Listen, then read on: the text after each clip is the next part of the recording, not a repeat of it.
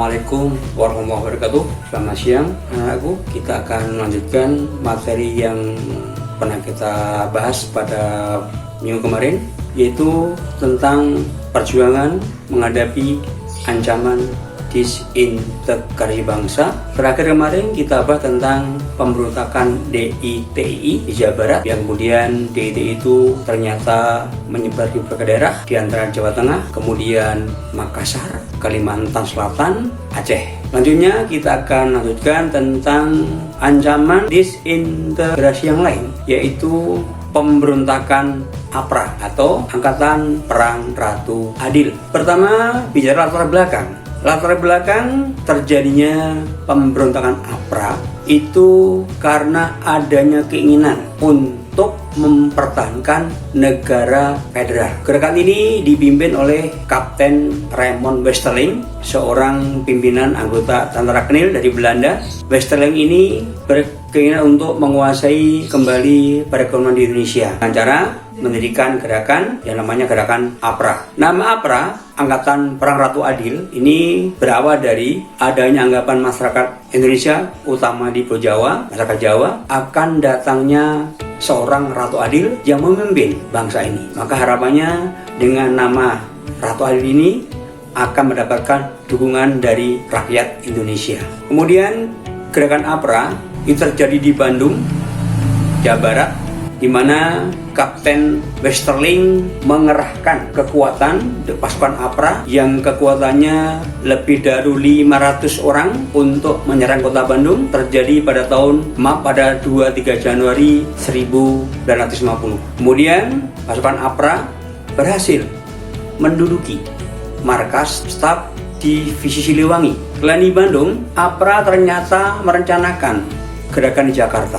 Menurut rencana, gerakan APRA ini yang ternyata dibantu oleh Sultan Hamid II. Sultan Hamid II itu merupakan pemimpin negara bagian waktu ini, pemimpin negara bagian negara serikat di negara Indonesia Timur. Tentunya Hamid II ini menghendaki tetap dipertahankan negara federal, di mana rencananya APRA akan mengadakan penyerangan pada tanggal 24 Januari 1950. Karena gerakan ini, maka pemerintah berupaya menumpas gerakan APRA tersebut, yaitu pemerintah melakukan operasi militer yang dilakukan oleh APRIS, Angkatan Perang Republik Indonesia Serikat. Operasi militer ini mendapat dukungan penduduk Bandung sehingga dengan cepat mampu mengusir APRA di Bandung. Lanjutnya, operasi militer juga dilakukan di Jakarta dan berhasil menangkap Sultan Hamid II pada 4 April 1950. Kapten Raymond Westerling berhasil melarikan diri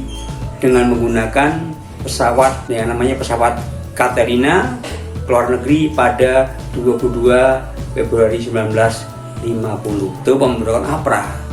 Kemudian selain gerakan APRA, muncul juga gerakan disintegrasi yang lain, yaitu pemberontakan Andi Aziz. Pemberontakan Andi Aziz ini terjadi di Makassar, Sulawesi Selatan. Adapun latar belakang gerakan ini karena penolakan Andi Aziz terhadap masuknya pasukan APRIS atau TNI ke wilayah Sulawesi Selatan. Pertanyaannya, mengapa atau apa alasan Andi Aziz menolak masuknya pasukan APRIS? Karena sebagai pemimpin pasukan di Makassar, Andi Aziz tidak mau kedudukannya tergeser dengan kedatangannya pasukan APRIS atau TNI yang berasal dari Jawa ke wilayah Sulawesi Selatan. Itu alasannya. Jadi menolak. Itu latar belakangnya. Setelah menolak masuknya pasukan APRIS ke wilayah Sulawesi Selatan, sejak itulah Andi Aziz pasukannya menamakan diri pasukan bebas. Artinya apa? Pasukan yang tidak punya induk lagi, tidak punya kesatuan lagi, bebas. Hanya bebas semau saja bertindak. Maka pada 5 April pukul 5 pagi, Andi Aziz beserta pasukannya yang dibantu oleh Koninklijke yaitu tentara kerajaan atau tentara Belanda dan Kenil menyerang markas APRIS di Makassar. Mereka berhasil menguasai markas APRIS dan juga kota Makassar. Bahkan beberapa perwira ditawan termasuk Letnan Kolonel Aji Mokukinta dan beberapa prajurit APRIS menjadi korban. Karena tindakan gerakan ini, maka pemerintah berupaya untuk menumpas pemberontakan anti-ISIS.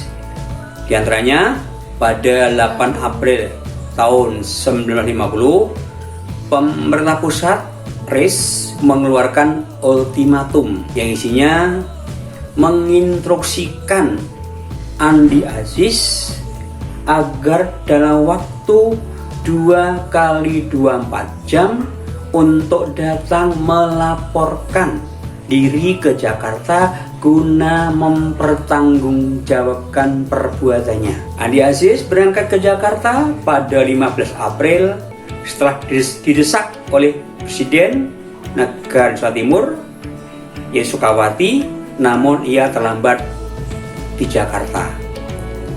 Maka dia ditangkap dan diadili sebagai pemberontak. Dalam menumpas sisa-sisa anti-ISIS, dikirimlah pasukan TNI pimpinan Mayor H.V. Orang yang disusul dengan pasukan TNI pimpinan Kolonel A.E. Kawilarang. Demikian berakhirlah pemberontakan anti-ISIS. Demikian dulu mengenai pemberontakan anti-ISIS, bagian dari perjuangan menghadapi ancaman disintegrasi bangsa. Sekian, terima kasih. Sebagai tugas tagihannya, silahkan buatlah kesimpulan dengan cara membuat soal uraian atau esai serta jawabannya berkaitan dengan materi yang Bapak sampaikan tadi. Demikian, wassalamualaikum warahmatullahi wabarakatuh.